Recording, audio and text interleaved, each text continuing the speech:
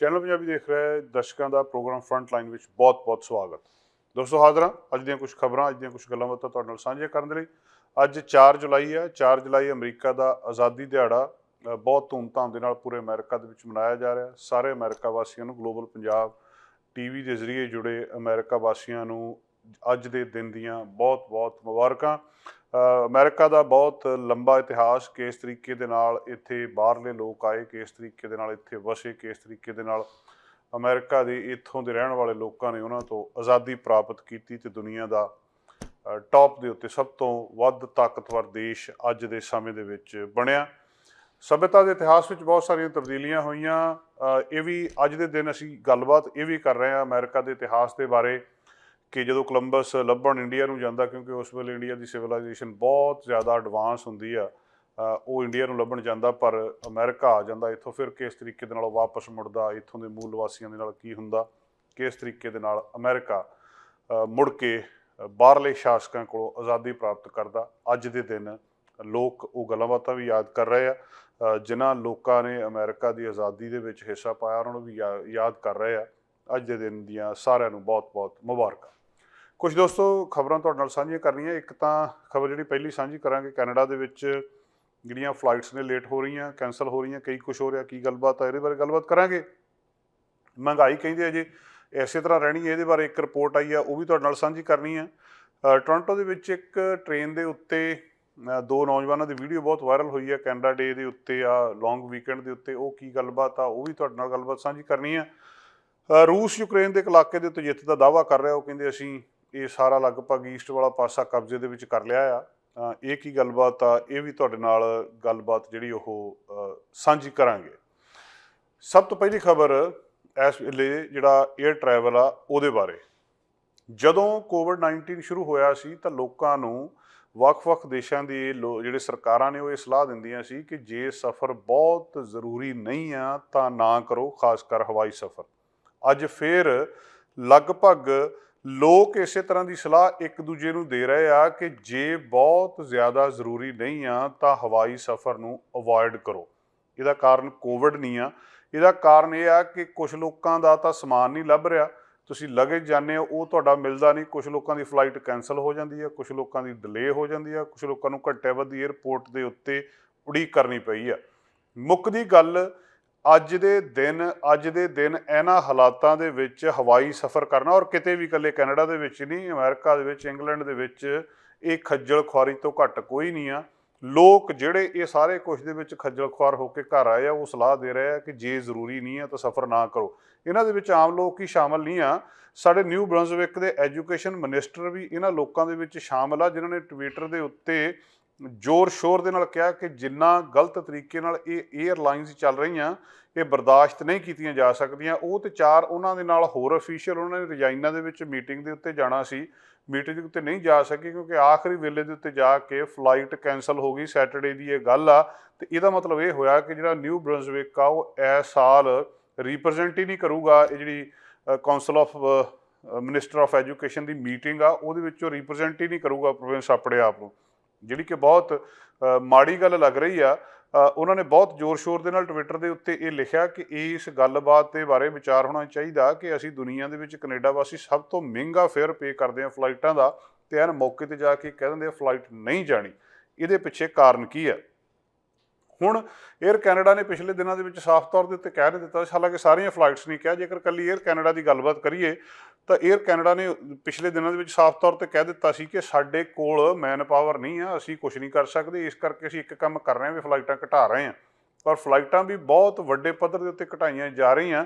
ਲੋਕ ਸਟਰਗਲ ਕਰ ਰਹੇ ਆ ਆਪਣੀਆਂ ਥਾਵਾਂ ਦੇ ਉੱਤੇ ਪਹੁੰਚਣ ਦੇ ਲਈ, ਪਰ ਕੁਛ ਵੀ ਨਹੀਂ ਹੋ ਰਿਹਾ। ਏਅਰ ਕੈਨੇਡਾ ਨੇ ਪਿਛਲੇ ਹਫ਼ਤੇ ਅਨਾਊਂਸਮੈਂਟ ਕੀਤੀ ਸੀ ਕਿ ਆਪਣੀਆਂ ਹਜ਼ਾਰਾਂ ਫਲਾਈਟ ਜੁਲਾਈ ਤੇ ਅਗਸਤ ਦੇ ਮਹੀਨੇ ਦੇ ਵਿੱਚ ਕੈਂਸਲ ਕਰ ਦਿੰਦੇ ਕਿਉਂਕਿ ਸਾਡੇ ਉੱਤੇ ਪ੍ਰੈਸ਼ਰ ਬਹੁਤ ਆ। ਲੋਕ ਟਰੈਵਲ ਕਰਨਾ ਬਹੁਤ ਜ਼ਿਆਦਾ ਸ਼ੁਰੂ ਕਰ ਚੁੱਕੇ ਆ।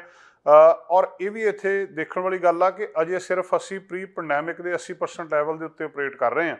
ਭਾਵ ਜਿੰਨੇ ਲੋਕ ਕੋਵਿਡ ਤੋਂ ਪਹਿਲਾਂ ਜਹਾਜ਼ਾਂ ਦੇ ਵਿੱਚ ਚੜ੍ਹ ਕੇ ਇੱਕ ਥਾਂ ਤੋਂ ਦੂਜੀ ਥਾਂ 'ਤੇ ਜਾਂਦੇ ਸੀ, ਅਜੇ ਉਹਦੇ ਸਿਰਫ 80% ਲੋਕ ਹੀ ਜਾ ਰਹੇ ਆ। ਅਤੇ ਜਦੋਂ 100% ਹੋ ਗਿਆ ਉਦੋਂ ਬਣਨਾ ਕੀ ਆ?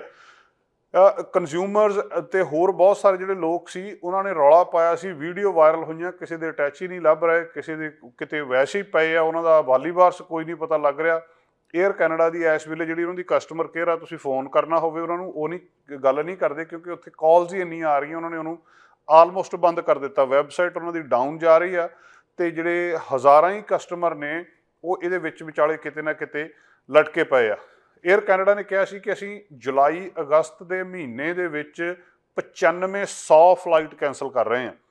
9500 ਫਲਾਈਟ ਬਹੁਤ ਵੱਡੀ ਗਿਣਤੀ ਇੱਕ ਏਅਰ ਕੈਨੇਡਾ ਦੀ ਜਿਹੜੀ ਫਲਾਈਟ ਕੈਂਸਲ ਹੋਣੀ ਹੈ। ਸੋ ਕੋਸ਼ਿਸ਼ ਕਰੋ ਵੀ ਜਿੱਥੇ ਕਿਤੇ ਜਾਣਾ ਅਵਾਇਡ ਹੋ ਸਕਦਾ ਉਹਨੂੰ ਅਵਾਇਡ ਕੀਤਾ ਜਾਵੇ।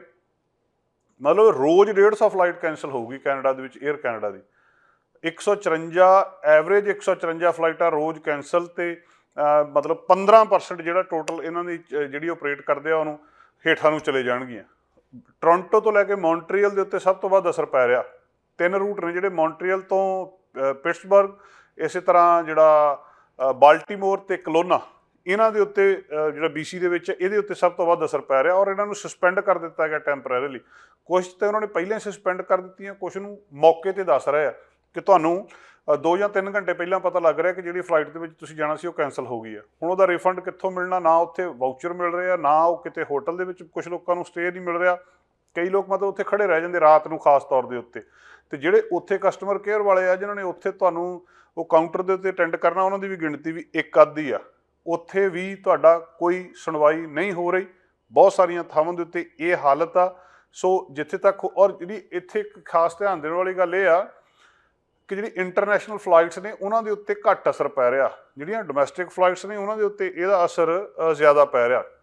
ਏਅਰਲਾਈਨ ਇਹਨੂੰ ਸਾਰਾ ਕੁਛ ਨੂੰ ਜਿਹੜਾ ਖਾਸ ਤੌਰ 'ਤੇ ਰਿਲੇਟ ਕਰਦੇ ਲੇਟ ਇਵਨਿੰਗ ਫਲਾਈਟਸ ਦੇ ਨਾਲ, ਜਿਹੜੇ ਸਿੰਗਲ ਆਇਲ ਏਅਰਕ੍ਰਾਫਟ ਨੇ ਉਹਨਾਂ ਦੇ ਵਿੱਚ ਜਿਹੜੀਆਂ ਈਵਨਿੰਗ ਵਾਲੀਆਂ ਫਲਾਈਟਸ ਆ ਉਹਨਾਂ ਨੂੰ ਰਿਡਿਊਸ ਕੀਤਾ ਜਾ ਰਿਹਾ।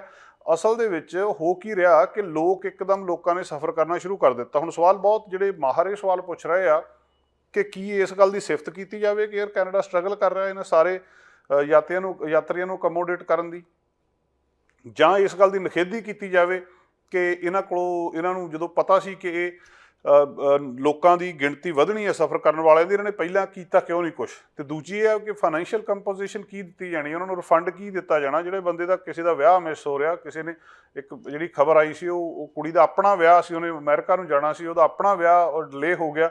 ਇਹ ਸਾਰਾ ਕੁਛ ਇਹਦੇ ਲਈ ਜ਼ਿੰਮੇਵਾਰ ਕੌਣ ਆ, ਅਤੇ ਉਹ ਕਿਸ ਤਰੀਕੇ ਦੇ ਨਾਲ ਫਿਰ ਉਹਨਾਂ ਨੂੰ ਕੰਪਨਸੇਟ ਕੀਤਾ ਜਾਊਗਾ? ਮਸਲਾ ਬੜਾ ਸਿੱਧਾ ਆ।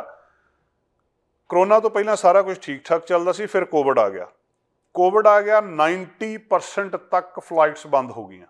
ਹੁਣ 90% ਤੱਕ ਜਦੋਂ ਫਲਾਈਟਸ ਬੰਦ ਹੋ ਜਾਂਦੀਆਂ, ਸਾਰਾ ਕੁਝ ਚਲਿਆ ਗਿਆ, ਉਹ ਪਾਇਲਟ, ਉਹ ਕਰੂ, ਉਹ ਸਾਰਾ ਕੁਝ ਵੀ ਨਹੀਂ ਰਿਹਾ। ਅਤੇ ਹੁਣ ਉਹਦੇ ਤੋਂ ਬਾਅਦ ਫਿਰ ਕੋਵਿਡ ਖਤਮ ਹੋ ਗਿਆ, ਜਿਹੜਾ ਥੋੜ੍ਹਾ ਕਰਕੇ ਲੋਕਾਂ ਨੇ ਬਾਹਰ ਨਿਕਲਣਾ ਸ਼ੁਰੂ ਕਰ ਦਿੱਤਾ, ਅਤੇ ਉਹਨਾਂ ਦੀ ਗਿਣਤੀ ਵੱਧ ਗਈ, ਪਰ ਉੱਥੇ ਸਟਾਫ ਪੂਰਾ ਨਹੀਂ ਹੈ, ਜਾਂ ਤਾਂ ਉਹਨਾਂ ਨੇ ਕਿਤੇ ਹੋਰ ਨੌਕਰੀਆਂ ਲੱਭ ਰਹੀਆਂ। ਏਅਰ ਕੈਨੇਡਾ, ਹੁਣ ਸਵਾਲ ਬੜਾ ਸਿੱਧਾ ਪੈਦਾ ਹੁੰਦਾ ਕਿ ਫਿਰ ਏਅਰ ਕੈਨੇਡਾ ਨੂੰ ਜਾਂ ਕਿਸੇ ਹੋਰ ਏਅਰਲਾਈਨ ਨੂੰ ਹਾਇਰ ਕਰਨਾ ਚਾਹੀਦਾ ਸਟਾਫ ਨੂੰ, ਪਰ ਉਹ ਕਹਿੰਦੇ ਸਾਨੂੰ ਪਤਾ ਹੀ ਨਹੀਂ ਅੱਗੇ ਕਿੰਨਾ, ਸਾਨੂੰ ਇਸ ਗੱਲ ਬਾਰੇ ਆਈਡੀਆ ਹੀ ਕੋਈ ਨਹੀਂ। ਜੇ ਕੋਵਿਡ ਫਿਰ ਆ ਗਿਆ ਫਿਰ ਕੀ ਕਰਨ? ਇਸ ਗੱਲ ਬਾਰੇ ਕਿਉਂਕਿ ਅਨਸਰਟਨਟੀ ਆ ਕਿ ਕੋਵਿਡ ਆ ਵੀ ਸਕਦਾ ਸੀ, ਨਹੀਂ ਵੀ ਆ ਸਕਦਾ ਸੀ, ਕਦੋਂ ਖਤਮ ਹੋਣਾ ਇਹਦੇ ਬਾਰੇ ਕੋਈ ਪਤਾ ਨਹੀਂ। ਸੋ ਇਸ ਕਰਕੇ ਉਹ ਇੱਕ ਜਿਹੜਾ ਸੰਜਮ ਦੇ ਨਾਲ ਥੋੜ੍ਹਾ ਜਿਹਾ ਚੱਲਣ ਦੀ ਕੋਸ਼ਿਸ਼ ਕਰ ਰਿਹਾ, ਪਰ ਲੋਕਾਂ ਦੀ ਗਿਣਤੀ ਇੱਕਦਮ ਵੱਧ ਗਈ ਅਤੇ ਹੁਣ ਇੱਕਦਮ ਸਟਾਫ ਨਹੀਂ ਮਿਲ ਰਿਹਾ। ਚਾਹੇ ਏਅਰਪੋਰਟ ਦੇ ਉੱਤੇ ਸਿਕਿਉਰਿਟੀ ਚੈੱਕ ਕਰਨਾ, ਚਾਹੇ ਜਿਹੜਾ ਕਰਿਊ ਆ, ਉਹ ਸਾਰਿਆਂ ਦੇ ਵਿੱਚ ਕਿਤੇ ਨਾ ਕਿਤੇ ਕੁਛ ਟ੍ਰੇਨਿੰਗ ਦੀ ਲੋੜ ਆ, ਅਤੇ ਉਹ ਟ੍ਰੇਨਿੰਗ ਨੂੰ ਸਮਾਂ ਲੱਗ ਰਿਹਾ। ਸੋ ਆਉਣ ਵਾਲੇ ਥੋੜ੍ਹੇ ਸਮੇਂ ਦੇ ਵਿੱਚ ਘੱਟੋ ਘੱਟ ਜੁਲਾਈ ਅਗਸਤ ਦੇ ਵਿੱਚ ਕੁਛ ਵੀ ਠੀਕ ਠਾਕ ਹੋਣ ਦੀ ਆਸ ਨਹੀਂ ਲੱਗ ਰਹੀ। ਡੋਮੈਸਟਿਕ ਫਲਾਈਟਸ ਜ਼ਿਆਦਾ ਕੈਂਸਲ ਹੋ ਰਹੀਆਂ ਆ, ਇੰਟਰਨੈਸ਼ਨਲ ਦੇ ਉੱਤੇ ਅਸਰ ਘੱਟ ਆ, ਪਰ ਸ਼ਿਕਾਇਤਾਂ ਲੋਕਾਂ ਦੀਆਂ ਬਹੁਤ ਸਾਰੀਆਂ ਨੇ। ਲਿਸਟ ਜਿਹੜੀ ਭਰੀ ਪਈ ਆ, ਜਿਨ੍ਹਾਂ ਲੋਕਾਂ ਦਾ ਖਾਸ ਤੌਰ ਦੇ ਉੱਤੇ ਲਗਜ ਨਹੀਂ ਆ ਰਿਹਾ, ਲੋਕ ਆ ਗਏ ਆ, ਉਹਦੇ ਵਿੱਚ ਸਮਾਨ ਉਹਨਾਂ ਦਾ ਪਿੱਛੇ ਰਹਿ ਗਿਆ।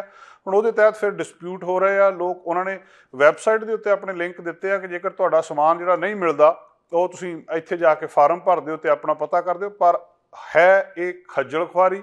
ਜੇ ਨਿਊ ਬਰੰਸਵਿਕ ਦਾ ਐਜੂਕੇਸ਼ਨ ਮਿਨਿਸਟਰ ਇਹਦੇ ਉੱਤੇ ਟਵਿੱਟਰ ਦੇ ਉੱਤੇ ਜਾ ਕੇ ਰੌਲਾ ਪਾ ਰਿਹਾ ਕਿ ਏਅਰ ਕੈਨੇਡਾ ਨੂੰ ਕੁਛ ਕਰਨਾ ਚਾਹੀਦਾ ਆ, ਤਾਂ ਏਅਰ ਕੈਨੇਡਾ ਦੇ ਸਪੋਕਸਪਰਸਨ ਵੀ ਕਹਿ ਰਹੇ ਕਿ ਗੱਲ ਸਾਡੇ ਵੱਸ ਦੇ ਵਿੱਚ ਨਹੀਂ ਆ, ਸਾਡੇ ਕੋਲ ਸਟਾਫ ਹੈ ਨਹੀਂ, ਅਸੀਂ ਕੁਛ ਨਹੀਂ ਕਰ ਸਕਦੇ। ਅਸੀਂ ਇਹ ਸਕਦੇ ਹਾਂ ਕਿ ਜੁਲਾਈ ਅਗਸਤ ਦੇ ਮਹੀਨੇ ਦੇ ਵਿੱਚ 10,000 ਦੇ ਕਰੀਬ ਫਲਾਈਟਸ ਨੂੰ ਅਸੀਂ ਕੈਂਸਲ ਕਰ ਰਹੇ ਹਾਂ, ਘਟਾ ਰਹੇ ਹਾਂ। ਉਹਨਾਂ ਦਾ ਇੱਕ ਫਲਾਈਟ ਸਟੇਟਸ ਪੇਜ ਆ, ਉਹਦੇ ਉੱਤੇ ਕਹਿੰਦੇ ਪਹਿਲਾਂ ਵੈਬਸਾਈਟ ਦੇ ਉੱਤੇ ਜਾ ਕੇ ਤੁਸੀਂ ਜਿਹੜੀਆਂ ਆਲਰੇਡੀ ਬੁੱਕਡ ਫਲਾਈਟ ਹੈਗੀਆਂ ਜਾਂ ਕੈਂਸਲ ਹੋ ਗਈਆਂ ਉਹਦੇ ਬਾਰੇ ਚੈੱਕ ਕਰ ਲਓ, ਉਹਦੇ ਉੱਤੇ ਜਾ ਕੇ ਸਾਈਨ ਅਪ ਕਰੋ, ਤੁਹਾਨੂੰ ਉਹਦੀ ਡਿਟੇਲ ਆਈ ਜਾਊਗੀ ਕਿ ਤੁਹਾਡੀ ਫਲਾਈਟ ਕਿਤੇ ਕੈਂਸਲ ਤਾਂ ਨਹੀਂ ਹੋਈ। ਜਾਂ ਜਿਹੜਾ ਉਹਨਾਂ ਦਾ ਨੰਬਰ ਹੈਗਾ ਆ 188824722262 ਦੇ ਉੱਤੇ ਕਾਲ ਕਰ ਸਕਦੇ ਹੋ। ਉਹ ਤੁਹਾਨੂੰ ਕੋਈ ਨਾ ਕੋਈ ਡਿਟੇਲ ਦੇ ਸਕਦੇ ਆ। ਜਿਹੜਾ ਲਗੇਜ ਆ ਤੁਹਾਡਾ ਬੈਗੇਜ ਆ ਉਹਦੇ ਸੰਬੰਧੀ ਵੀ ਉਹਦੇ ਉੱਤੇ ਇੱਕ ਪੇਜ ਦਿੱਤਾ ਆ, ਉਹਦੇ ਉੱਤੇ ਜਾ ਸਕਦੇ ਹੋ।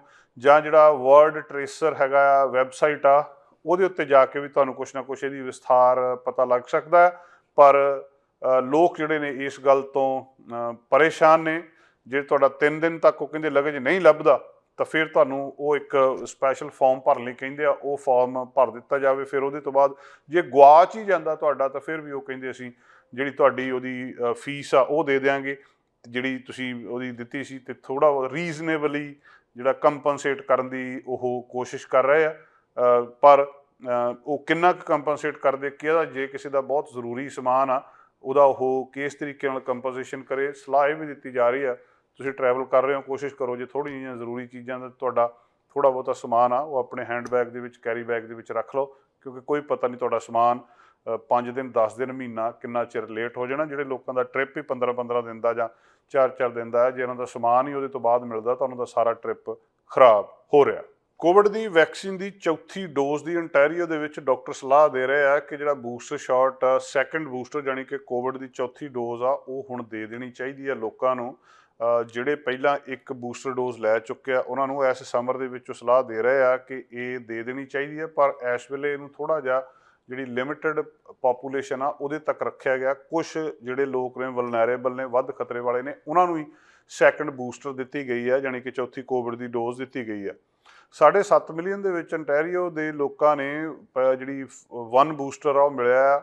90% ਜਿਹੜੇ ਹੈਗੇ ਆ ਉਹ ਜਿਹੜੇ 4 ਮਹੀਨੇ ਪਹਿਲਾਂ ਇਹ ਡੋਜ਼ ਦਿੱਤੀ ਗਈ ਸੀ। ਜਿਹੜਾ ਪਬਲਿਕ ਹੈਲਥ ਅੰਟੈਰੀਓ ਦਾ ਡਾਟਾ ਆ ਉਹ ਇਹ ਜਾਣਕਾਰੀ ਦੇ ਰਿਹਾ ਹੈ। ਹੁਣ ਡਾਕਟਰ ਇਹ ਕਹਿ ਰਹੇ ਆ ਕਿ 4 ਮਹੀਨੇ ਤੋਂ ਬਾਅਦ ਇਸ ਡੋਜ਼ ਦਾ ਅਸਰ ਕਿਤੇ ਨਾ ਕਿਤੇ ਘਟਦਾ ਨਜ਼ਰ ਆਉਂਦਾ। ਇਸ ਕਰਕੇ ਸਾਰਿਆਂ ਨੂੰ ਹੀ ਜਿਹੜੀ ਚੌਥੀ ਡੋਜ਼ ਆ ਉਹ ਦੇ ਦਿੱਤੀ ਜਾਣੀ ਚਾਹੀਦੀ ਹੈ, ਕਿਉਂਕਿ ਫਸਟ ਬੂਸਟਰ ਜਿਹੜੀ ਆ ਉਹ 7.5 ਮਿਲੀਅਨ ਨੂੰ ਦੇ ਦਿੱਤੀ ਆ, ਪਰ ਦਿੱਤੀ 5 ਮਹੀਨੇ ਬਹੁਤਿਆਂ ਨੂੰ ਪਹਿਲਾਂ ਆ। ਸੋ ਜਿਹੜੀਆਂ ਸਟੱਡੀਜ਼ ਇਸ ਵੇਲੇ ਬੂਸਟਰ ਦੀਆਂ ਸਾਹਮਣੇ ਆਈਆਂ ਆ ਕਿ ਕੁਛ ਇਫੈਕਟਿਵਨੈਸ ਇਹਦੀ 4 ਮਹੀਨੇ ਤੋਂ ਬਾਅਦ ਘਟਣੀ ਸ਼ੁਰੂ ਹੋ ਜਾਂਦੀ ਹੈ, ਅਤੇ ਇਸ ਕਰਕੇ ਸਾਰਿਆਂ ਨੂੰ ਇਹ ਡੋਜ਼ ਜਿਹੜੀ ਆ ਹੁਣ ਦੇ ਦੇਣੀ ਚਾਹੀਦੀ ਆ। ਬਹੁਤ ਸਾਰੇ ਲੋਕਾਂ ਨੂੰ ਫਲੂ, ਬਹੁਤ ਸਾਰੇ ਲੋਕਾਂ ਨੂੰ ਕੋਵਿਡ ਬਾਰੇ ਸਿੰਪਟਮ ਆ ਰਹੇ ਆ, ਕਈਆਂ ਨੂੰ ਬਹੁਤ ਖਤਰਨਾਕ ਤਰੀਕੇ ਦੇ ਵੀ ਹੋ ਰਹੇ ਆ, ਪਰ ਉਹਦੇ ਵਿੱਚੋਂ ਇਹ ਨਹੀਂ ਕਿਸੇ ਨੂੰ ਬਹੁਤਾ ਹੁਣ ਲੋਕ ਜਿਹੜੇ ਕੁਆਰੰਟੀਨ ਜਾਂ ਉਹ ਸਾਰਾ ਕੁਝ ਖਤਮ ਹੋ ਚੁੱਕਿਆ। ਪਰ ਡਾਕਟਰ ਉੱਥੋਂ ਦੇ ਜਿਹੜੇ ਇਹ ਕਹਿ ਰਹੇ ਆ ਕਿ ਇਹਨਾਂ ਲੋਕਾਂ ਨੂੰ ਹੁਣ ਸੈਕੰਡ ਬੂਸਟਰ ਸਾਰਿਆਂ ਨੂੰ ਐਲੀਜੀਬਲ ਕਰਕੇ ਜਿਹੜੀ 4th ਡੋਜ਼ ਆਫ ਵੈਕਸੀਨ ਦੇ ਬਰਾਬਰ ਆ ਉਹ ਦੇ ਦੇਣੀ ਚਾਹੀਦੀ ਹੈ, ਕਿਉਂਕਿ ਸਾਨੂੰ ਪਤਾ ਹੈ ਕਿ ਜਿਹੜੀ ਪ੍ਰੋਟੈਕਸ਼ਨ ਦਿੱਤੀ ਗਈ ਹੈ ਇਹਨਾਂ ਵੈਕਸੀਨਸ ਦੇ ਨਾਲ ਇਹ ਬਹੁਤ ਇਫੈਕਟਿਵ ਆ। ਜਿਹੜੀ ਸੀਰੀਅਸ ਇਲਨੈਸ ਆ, ਹੁਣ ICU ਦੇ ਵਿੱਚ ਲੋਕ ਨਹੀਂ ਜਾ ਰਹੇ, ਨਾ ਕਿਸੇ ਦੀ ਉਸ ਕਿਸਮ ਦੀ ਜਿਹੜੀ ਬਹੁਤ ਘੱਟ ਆ ਕਿ ਮੌਤ ਹੋ ਜਾਵੇ ਇਹਦੇ ਨਾਲ, ਪਰ ਫਿਰ ਵੀ ਉਹ ਕਹਿੰਦੇ ਅਸੀਂ ਇਹ ਵਾਰਨਿੰਗ ਦੇ ਰਹੇ ਹਾਂ ਕਿ ਇਹ ਦੇ ਦੇਣੀ ਚਾਹੀਦੀ ਹੈ। ਇਹਦੇ ਨਾਲ ਕਾਫੀ ਹੱਦ ਤੱਕ ਲੋਕਾਂ ਦਾ ਬਿਮਾਰ ਹੋਣ ਤੋਂ ਬਚਾਅ ਹੋ ਸਕਦਾ ਆ। ਅੰਟੈਰੀਓ ਇਸ ਵੇਲੇ ਜਿਹੜੀ ਚੌਥੀ ਡੋਜ਼ ਆ ਉਹ ਸਿਰਫ ਉਹਨਾਂ ਲੋਕਾਂ ਨੂੰ ਦਿੱਤੀ ਜਾਂਦੀ ਹੈ ਜਿਹੜੇ 60 ਸਾਲ ਤੋਂ ਉੱਤੇ ਆ, ਜਾਂ ਜਿਹੜੀ ਕਿਸੇ ਨੂੰ ਕੋਈ ਖਾਸ ਸਿਹਤ ਦੀ ਸਮੱਸਿਆ ਹੈ, ਕੋਈ ਲੌਂਗ ਟਰਮ ਦੇ ਵਿੱਚ ਆ, ਜਾਂ ਕੋਈ ਇਮਿਊਨੋ ਕੰਪਰੋਮਾਈਜ਼ਡ ਆ, ਉਹਨਾਂ ਦੀ ਪਹਿਲਾਂ ਸਿਹਤ ਦੇ ਨਾਲ ਕੋਈ ਸਮੱਸਿਆ, ਉਹਨਾਂ ਨੂੰ ਚੌਥੀ ਡੋਜ਼ ਦਿੱਤੀ ਜਾ ਰਹੀ ਆ। 1.4 ਮਿਲੀਅਨ ਲੋਕ ਜਿਹੜੇ ਆ ਉਹ ਕੁਆਲੀਫਾਈ ਕਰਦੇ ਆ, ਯਾਨੀ ਕਿ 6 ਮਿਲੀਅਨ ਦੇ ਕਰੀਬ ਜਿਹੜੇ ਬੂਸਟਰ ਲਾਸਟ ਵਿੰਟਰ ਦੇ ਵਿੱਚ ਇਨਐਲੀਜੀਬਲ ਸੀਗੇ, ਉਹਨਾਂ ਨੂੰ ਇੱਕ ਹੋਰ ਸ਼ਾਟ ਦੇ ਲਈ ਐਲੀਜੀਬਲ ਹੋ ਸਕਦੇ ਆ। ਜਿਹੜੀ ਮਿਨਿਸਟਰੀ ਆਫ ਹੈਲਥ ਆ ਉਹਨੇ ਪਿਛਲੇ ਹਫ਼ਤੇ ਇਹ ਦੱਸਿਆ ਸੀ ਕਿ ਵੈਕਸੀਨ ਡੋਜ਼ ਅੰਟੈਰੀਓ ਦੇ ਵਿੱਚ ਸਟਾਕ ਦੇ ਵਿੱਚ ਕਾਫੀ ਹੈਗੀ ਆ, ਪਰ ਉਹਨਾਂ ਨੇ ਪੂਰਾ ਜਵਾਬ ਨਹੀਂ ਦਿੱਤਾ ਸੀ ਕਿ ਕਿੰਨੀ ਉਹਨਾਂ ਕੋਲ ਸਟਾਕ ਦੇ ਵਿੱਚ ਵੈਕਸੀਨ ਹੈਗੀ ਹੈ ਅਤੇ ਕੀ ਇਹ ਕਿੰਨੀ ਦਿੱਤੀ ਜਾ ਸਕਦੀ ਹੈ। ਕੁਬੈਕ ਜਿਹੜਾ ਆ ਉਹਦੇ ਨਾਲ ਹੀ ਸਾਰੇ ਜਿਹੜੇ ਅਡਲਟਸ ਨੇ ਉਹ ਚੌਥੀ ਡੋਜ਼ ਦੇ ਲਈ ਮਈ ਦੇ ਵਿੱਚ ਐਲੀਜੀਬਲ ਹੋ ਗਏ ਸੀ। ਜਿਹੜਾ ਨੈਸ਼ਨਲ ਐਡਵਾਈਜ਼ਰੀ ਕਮੇਟੀ ਆ, ਕਮੇਟੀ ਔਨ ਇਮਿਊਨਾਈਜੇਸ਼ਨ ਆ, ਜਿਹਨੂੰ ਨਾਸੀ ਵੀ ਕਹਿੰਦੇ ਆ, ਉਹਨਾਂ ਨੇ ਪਿਛਲੇ ਹਫ਼ਤੇ ਕਿਹਾ ਸੀ ਕਿ ਜਿਹੜੇ ਪ੍ਰੋਵਿੰਸਸ ਨੇ ਉਹਨਾਂ ਨੇ ਬੂਸਟਰ ਸ਼ਾਟ ਇਹਨਾਂ ਲੋਕਾਂ ਨੂੰ ਜਿਹੜੇ ਦੇਣੀ ਸ਼ੁਰੂ ਕਰ ਦੇਣੀ ਚਾਹੀਦੀ ਆ, ਕਿ ਜਿਹੜੇ ਲੋਕ ਪਿਛਲੇ ਸਮੇਂ ਦੇ ਵਿੱਚ ਨਹੀਂ ਲੈ ਸਕੇ ਉਹਨਾਂ ਨੂੰ ਦੇ ਦੇਣੀ ਚਾਹੀਦੀ ਆ, ਅਤੇ ਉਹਦੇ ਨਾਲ ਉਹਨਾਂ ਦਾ ਹੋਰ ਜ਼ਿਆਦਾ ਬਚਾਅ ਇਸ ਬਿਮਾਰੀ ਤੋਂ ਹੋ ਸਕਦਾ ਹੈ। ਜਿਹੜੀਆਂ ਰੈਕਮੈਂਡੇਸ਼ਨਸ ਹੈਗੀਆਂ ਉਹ 65 ਸਾਲ ਤੋਂ ਉੱਤੇ NACI ਨਾਸੀ ਇਹ ਕਹਿ ਰਹੀ ਹੈ, ਅਤੇ ਉਹਨਾਂ ਨੂੰ ਜਦੋਂ ਇਹ ਬੂਸਟਰ ਸ਼ਾਟ ਦਿੱਤੀ ਜਾਂਦੀ ਹੈ।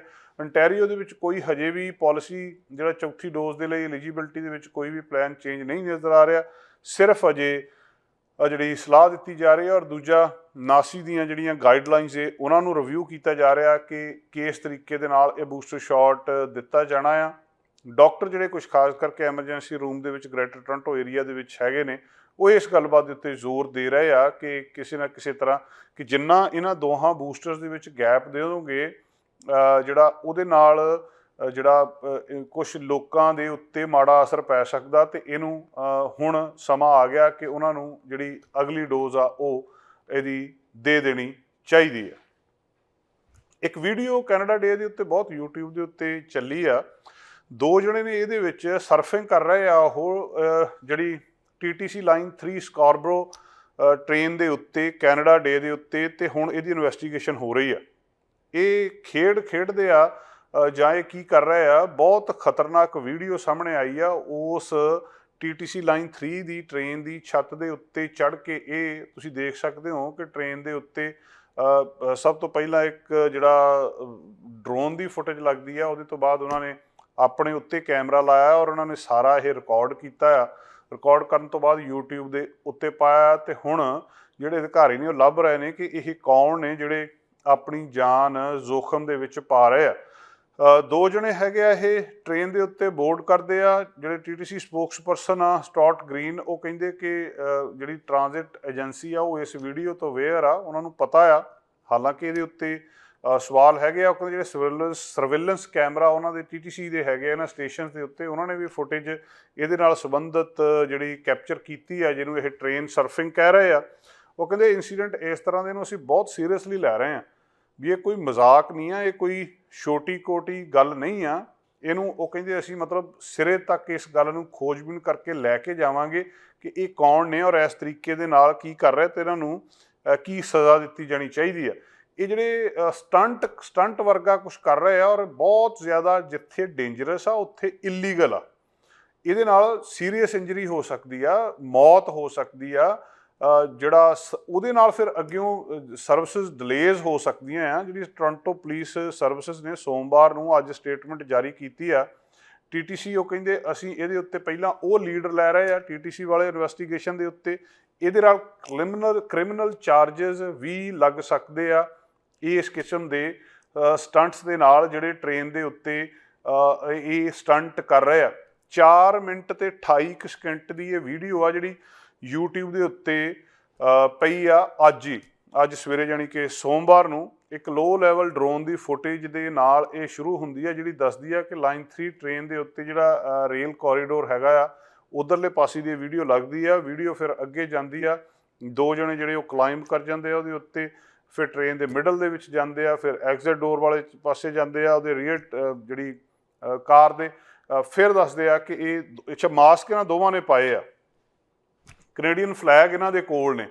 ਤੇ ਫਿਰ ਜਿਹੜਾ ਡਰੋਨ ਸ਼ਾਟ ਆ ਉਹ ਲਗਭਗ ਇੱਕ ਤਰ੍ਹਾਂ ਦੇ ਨਾਲ ਦੱਸਦਾ ਆ ਕਿ ਇਹ ਜਿਹੜੇ ਪੈਡੈਸਟਰੀਅਨ ਬ੍ਰਿਜ ਆ ਉਹਦੇ ਥੱਲੇ ਦੀ ਵੀ ਜਾਂਦੇ ਆ। ਮਤਲਬ ਬਿਲਕੁਲ happy Canada day, let's go ਜਿਹੜੇ ਇਹ ਕਹਿੰਦੇ ਸੁਣੇ ਜਾ ਸਕਦੇ ਆ।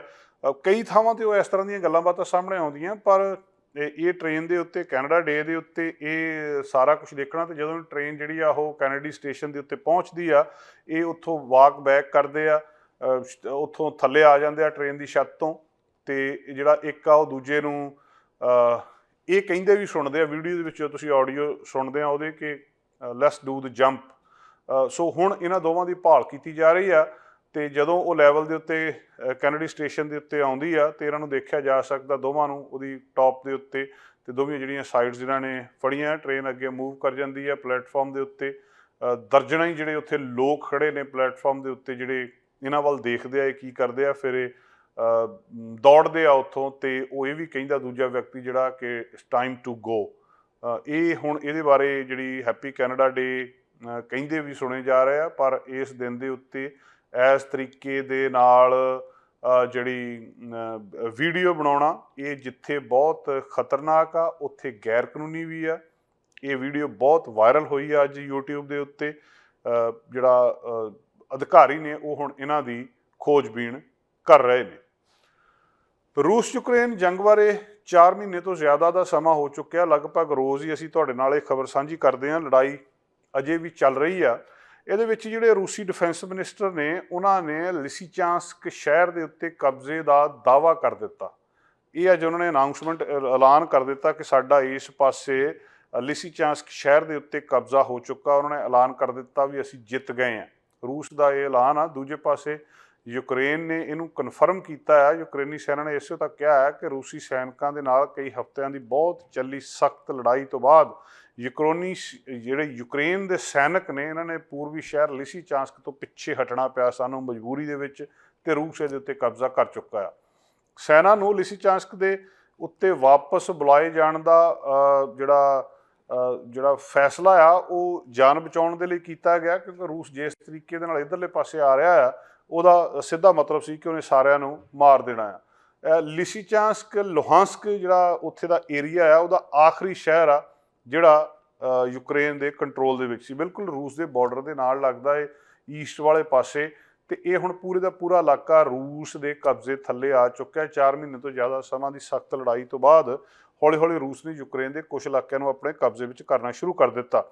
ਹੁਣ ਜਦੋਂ ਉੱਥੋਂ ਜਿਹੜਾ ਲੁਹਾਂਸਕ ਦਾ ਆਖਰੀ ਸ਼ਹਿਰ ਆ ਉਹਦੇ ਉੱਤੇ ਵੀ ਰਸ਼ੀਆ ਦਾ ਕੰਟਰੋਲ ਹੋ ਗਿਆ, ਲਿਸੀਚਾਂਸਕ ਦੇ ਉੱਤੇ ਵੀ, ਤੇ ਇਹਦਾ ਮਤਲਬ ਇਹ ਆ ਕਿ ਉਹ ਪੂਰਾ ਇਲਾਕਾ ਜਿਹੜਾ ਲੁਹਾਂਸਕ ਦਾ ਇਲਾਕਾ ਆ, ਖੇਤਰ ਆ, ਉਹਦੇ ਉੱਤੇ ਸਿੱਧਾ ਰੂਸ ਦਾ ਪੂਰਾ ਕੰਟਰੋਲ ਹੋ ਚੁੱਕਾ ਹੈ। ਯੂਕਰੇਨ ਉੱਥੋਂ ਪਿੱਛੇ ਹਟ ਚੁੱਕਾ ਹੈ, ਬਾਵਜੂਦ ਇਸ ਗੱਲ ਦੇ ਕਿ ਅਮਰੀਕਾ ਯੂਕਰੇਨ ਦੇ ਨਾਲ ਆ, ਨੈਟੋ ਯੂਕਰੇਨ ਦੇ ਨਾਲ ਆ, ਯੂਰਪ ਯੂਨੀਅਨ ਯੂਕਰੇਨ ਦੇ ਨਾਲ ਆ।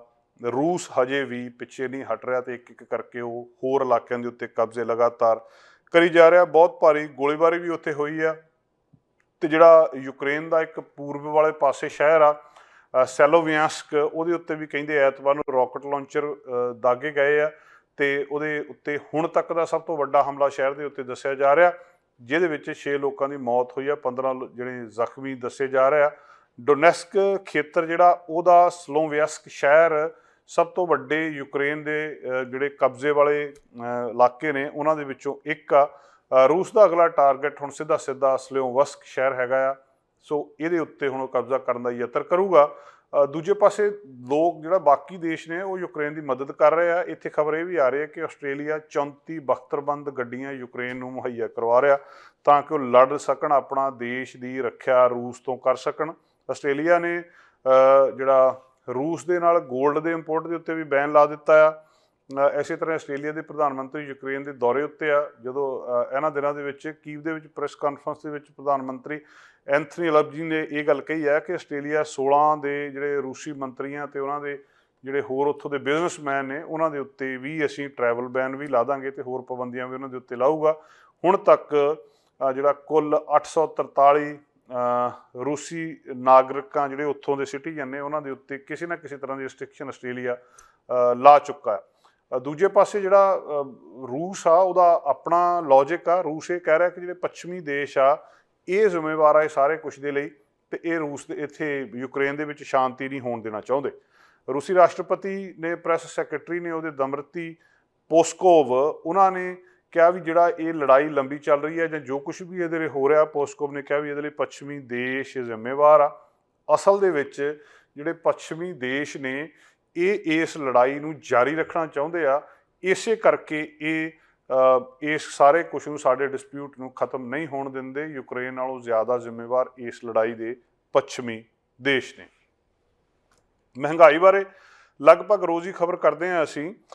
ਕੈਨੇਡਾ ਦੇ ਬਿਜ਼ਨਸਿਸ ਤੇ ਕੰਜ਼ਿਊਮਰਸ ਇਹ ਇਸ ਵੇਲੇ ਸੋਚ ਰਹੇ ਆ, ਜਿਹੜਾ ਡਾਟਾ ਇਸ ਵੇਲੇ ਦੱਸ ਰਿਹਾ ਕਿ ਜਿਹੜੇ ਹਾਈ ਇਨਫਲੇਸ਼ਨ ਆ ਇਹ ਲੰਬਾ ਸਮਾਂ ਰਹੂਗੀ, ਇਹਨੇ ਛੇਤੀ ਨਹੀਂ ਜਾਣਾ। 2 ਸਰਵੇ ਹੋਏ ਆ, ਬੈਂਕ ਆਫ ਕੈਨੇਡਾ ਨੇ ਰਿਲੀਜ਼ ਕੀਤੇ ਅੱਜ ਸੋਮਵਾਰ ਨੂੰ।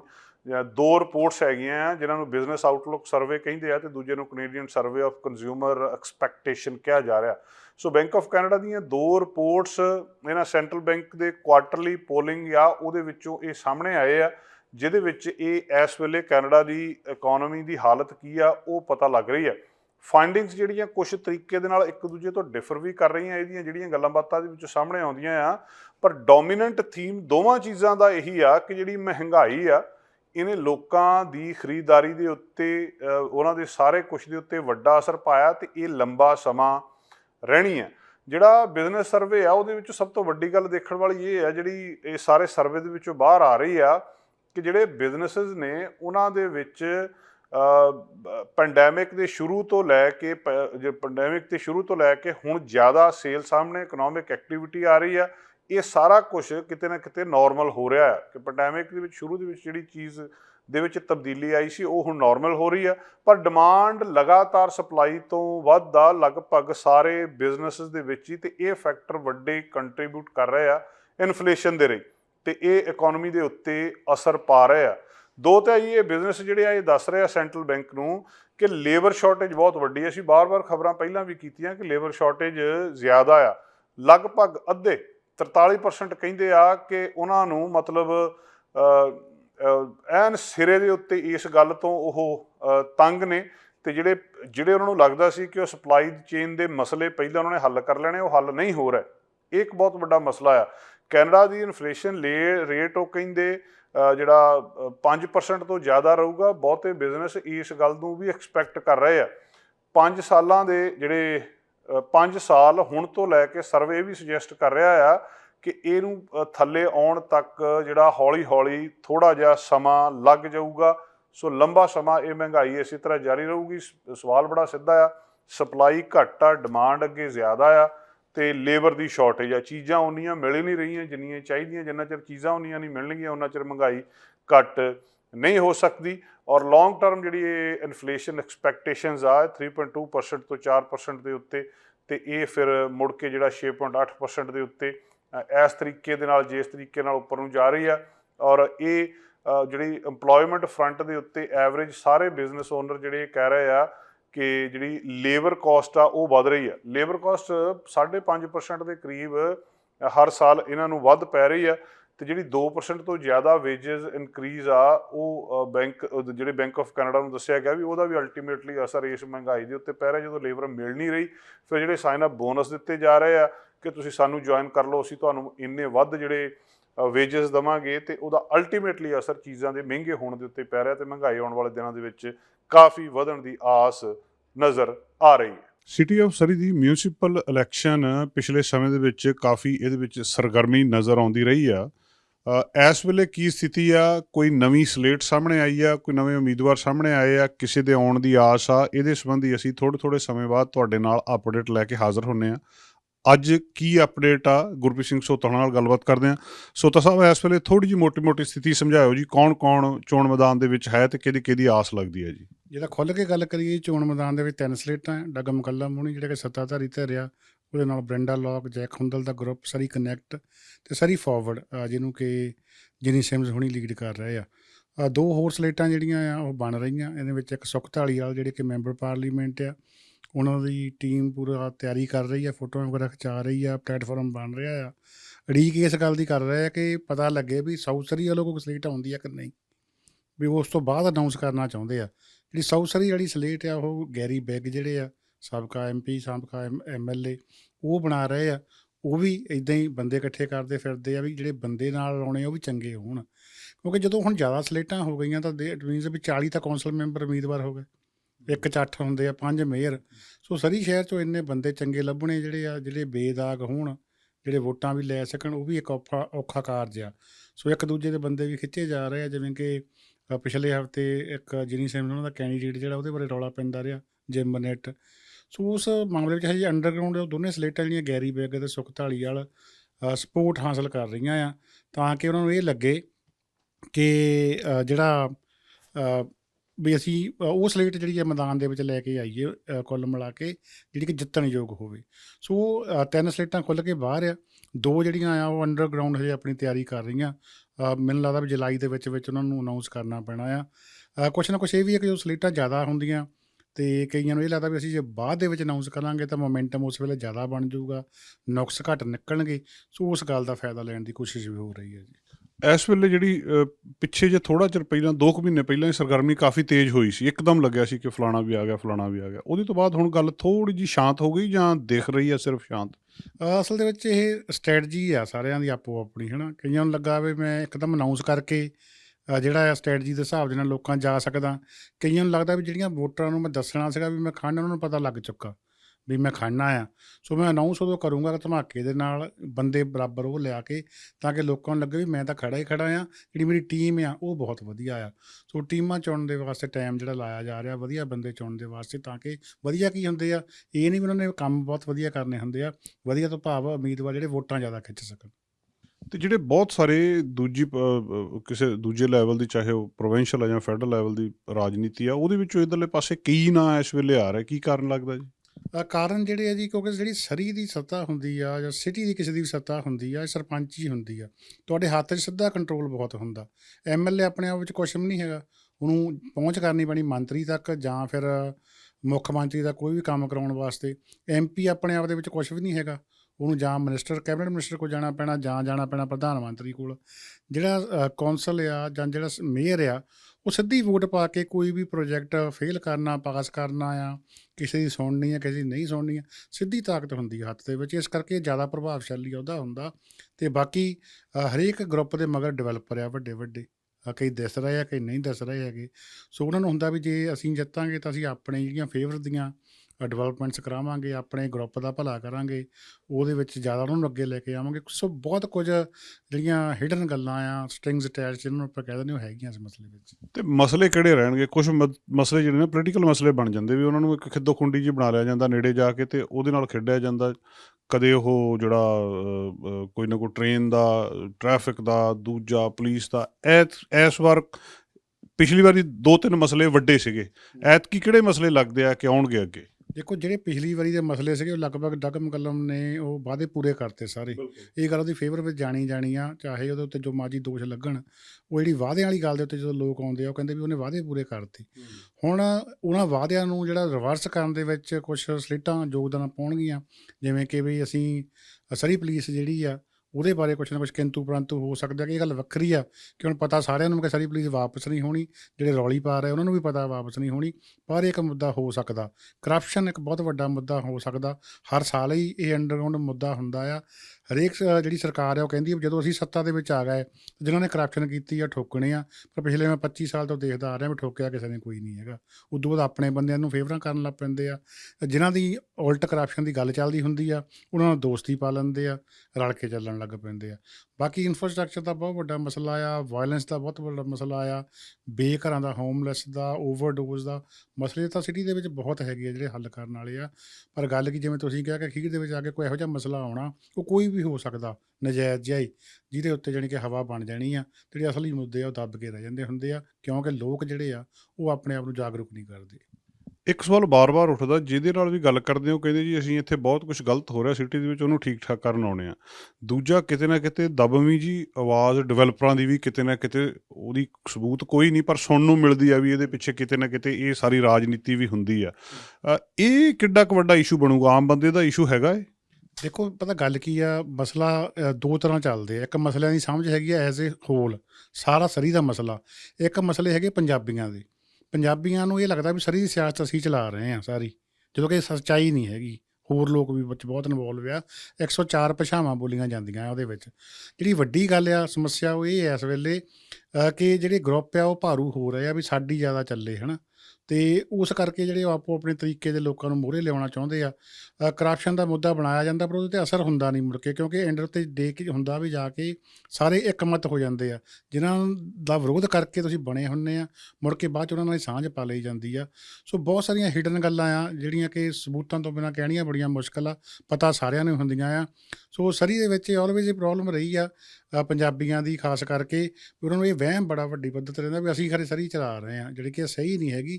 ਉਹ ਆਲਵੇਜ਼ ਜਾਣੀ ਕਿ ਜਦੋਂ ਤੁਸੀਂ ਵੋਟਿੰਗ ਪਰਸੈਂਟੇਜ ਬਾਅਦ 'ਚ ਜਾ ਕੇ ਦੇਖਦੇ ਹਾਂ ਤਾਂ ਗੱਲ ਸਪਸ਼ਟ ਹੋ ਜਾਂਦੀ ਆ। ਐਤਕੀ ਵੀ ਬਹੁਤ ਸਾਰੇ ਪੰਜਾਬੀਆਂ ਨੂੰ ਲੱਗੀ ਜਾਂਦਾ ਵੀ ਅਸੀਂ ਫਲਾਣਾ ਬੰਦਾ ਜਿਹੜਾ ਕਰਪਸ਼ਨ ਬਹੁਤ ਕਰ ਗਿਆ, ਉਹਨੂੰ ਅਕਲ ਦੇਣੀ ਆ, ਪਿਛਲੀ ਵਾਰੀ ਵੀ ਦਿੱਤੀ ਆ। ਪਰ ਉਹ ਹੁੰਦਾ ਵੀ ਉਹਦੀ ਥਾਂ ਕੋਈ ਹੋਰ ਆ ਜਾਂਦਾ ਆ, ਅਤੇ ਇਹ ਨਿਰੰਤਰ ਕੰਮ ਜਿਹੜਾ ਚੱਲਦਾ ਰਹਿੰਦਾ ਆ। ਬਹੁਤ ਬਹੁਤ ਸ਼ੁਕਰੀਆ ਜੀ, ਮਿਹਰਬਾਨੀ। ਸਤਿ ਸ਼੍ਰੀ ਅਕਾਲ ਜੀ। ਦੋਸਤੋ, ਸਰੀ ਦੇ ਮਸਲੇ ਆਪਣੇ ਨੇ, ਅਸੀਂ ਇਹਦੇ ਬਾਰੇ ਸਮੇਂ-ਸਮੇਂ ਦੇ ਉੱਤੇ ਗੱਲਬਾਤ ਕਰਦੇ ਰਹਿੰਦੇ ਹਾਂ। ਬਹੁਤੇ ਮਸਲੇ ਹੁੰਦੇ ਆ ਜਿਹੜੇ ਸਾਹਮਣੇ ਨਹੀਂ ਆਉਂਦੇ, ਅਤੇ ਬਹੁਤੇ ਮਸਲੇ ਜਿਹੜੇ ਹੁੰਦੇ ਵੀ ਨਹੀਂ, ਲੋਕਾਂ ਦੀਆਂ ਗੱਲਾਂ ਦੇ ਵਿੱਚ ਆ ਜਾਂਦੇ ਆ। ਇਸ ਵਾਰੀ ਕਿਹੜੇ ਮਸਲੇ ਬਣਦੇ ਆ, ਕਿਹਨਾਂ ਮਸਲਿਆਂ ਦੇ ਉੱਤੇ ਰਾਜਨੀਤੀ ਹੁੰਦੀ ਆ, ਕੌਣ ਜਿੱਤਦਾ, ਆਉਣ ਵਾਲੇ ਸਮੇਂ ਦੇ ਵਿੱਚ ਅਸੀਂ ਦੇਖਾਂਗੇ। ਸਾਡਾ ਹਰ ਇੱਕ ਪ੍ਰੋਗਰਾਮ ਵੇਖਣ ਤੇ ਸਾਡੇ ਨਾਲ ਜੁੜਨ ਲਈ ਸਬਸਕ੍ਰਾਈਬ ਕਰੋ ਚੈਨਲ ਪੰਜਾਬੀ ਤੇ ਨੋਟੀਫਿਕੇਸ਼ਨ ਲਈ ਬੈਲ ਆਈਕਨ ਵਾਲੇ ਬਟਨ ਤੇ ਕਲਿੱਕ ਕਰੋ।